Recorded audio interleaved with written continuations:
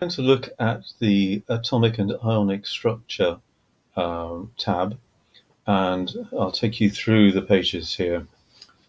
So we start with basic atomic structure, and you have here a few questions, 10 questions or 10 examples where you have to fill in what the particles are. So you simply put in the numbers or the symbol. Let's go through this then. So here we've got 10 protons. Its atomic number is 10. That means it will have 10 protons. The mass number will be 10 plus 11, the protons plus neutrons. So that's going to be 21, so we put that up there. Symbol for atomic number 10 is, well, that element is neon, so the symbol is Ne. You have to get the capitalization correct. And it's going to have 10 electrons. Notice that when you press enter, if you get it wrong, let's say we put it's got 1 electron, we get a message saying we're wrong. Get a chance to do it again. So let's put the right answer, 10 electrons. And we've got our work down at the bottom here, which has been marked. Green is what's in green, and with a tick or a cross is what your answer. If it's in the blue turquoise font, then it was part of the question. And this will carry on we have about 10 examples here. Right, next one is focusing on electronic structure. So electronic structure 1 is simply counting with electrons. So hydrogen, its electronic configuration, its electronic structure would just be 1. It's only got 1 electron in the single first shell. Let's skip a little bit. If we go on to lithium, lithium's got 2 electrons in the first shell and 1 in the second. So we type that in. If we get something wrong, let's say we've got helium. Let's say that the structure of helium is 1,1, which is wrong, of course. It will tell us we're wrong. So let's have another go. And we keep going all the way down to calcium. And notice you've got some examples of atoms and ions with those electronic structures in that column. Let's keep going. Electronic structure 2.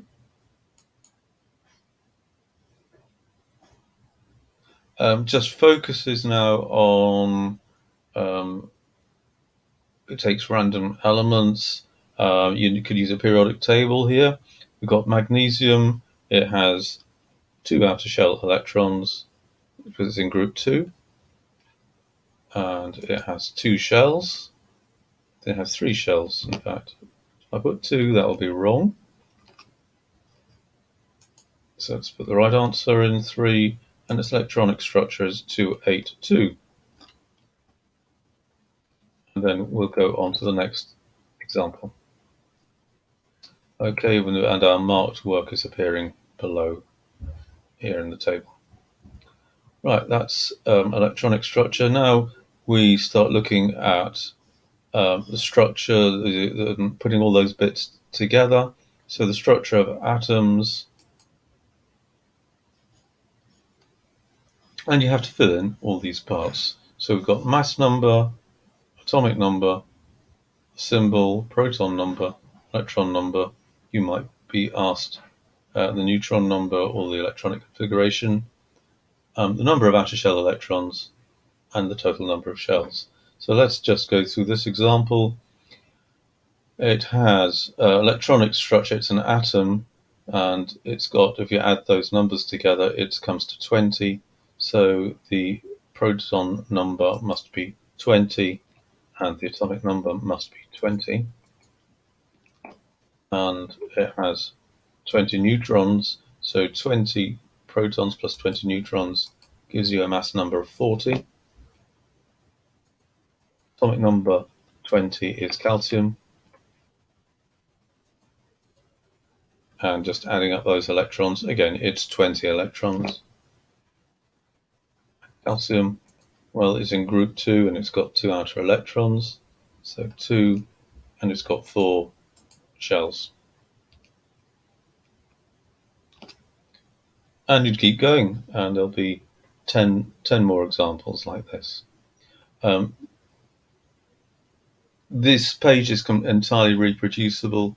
There is nothing random in these examples. Then there's another 10 more examples in exactly the same style. And then we can go on to the lucky dip, which is exactly the same type of question, but now the examples that you get will be randomized. So if you had 2 people doing this page at the same time, they will have different examples. Okay, so now we go on to ions. So we start with basic ionic structure. And again, we are filling in the table. We need a bit more information this time. We need something, either the symbol or the number of electrons. So we've got 9, atomic number 9. That means it must have 9 protons. And if it's got 9 protons and 10 neutrons, that adds up to 19. So the mass number is 19.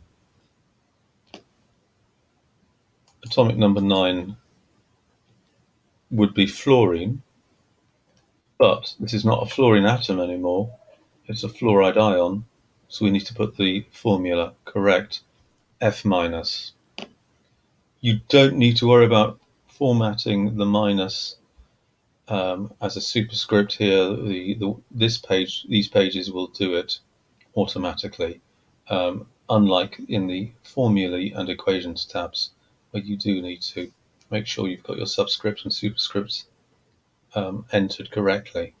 But there is no ambiguity here when we're looking at these.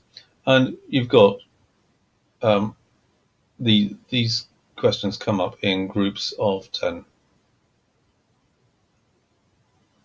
And then we've got similar examples here. Structure of atoms and ions. I'm going to go to show you the lucky dip. Again, so in the lucky dip, these come up randomly, and you will need a periodic table here. So a periodic table is available. That will come up as a new tab, which probably won't show up on the screen very clearly. Might do. There we go. So there's the periodic table. Let's go back to where we were before.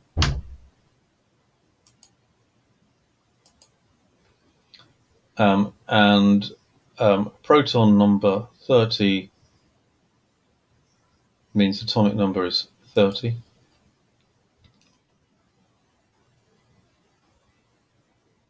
And that will be I think that was going to be the zinc. I might be wrong. I don't think that is zinc. Atomic number 30, let's go back to the periodic table. Atomic number 30 is zinc. So we can check that up.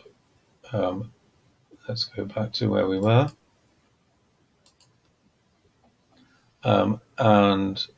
So zinc, it tells us it's an atom, so the symbol is just a Zn. No charge to worry about. If it's got a mass number of 70, then it must have 70 minus 30 neutrons, so 40 neutrons. And 30 electrons for it to be electrically neutral. And zinc is in period 4, so it has 4 occupied shells. And we carry on.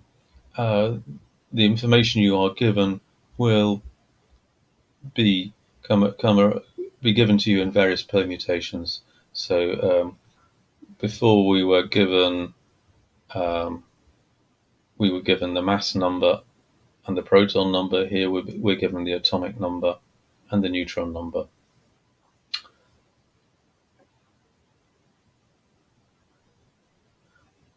So that's it. Enjoy working on through the atomic and ionic structure. I would work through these starting at the top of the tab and work down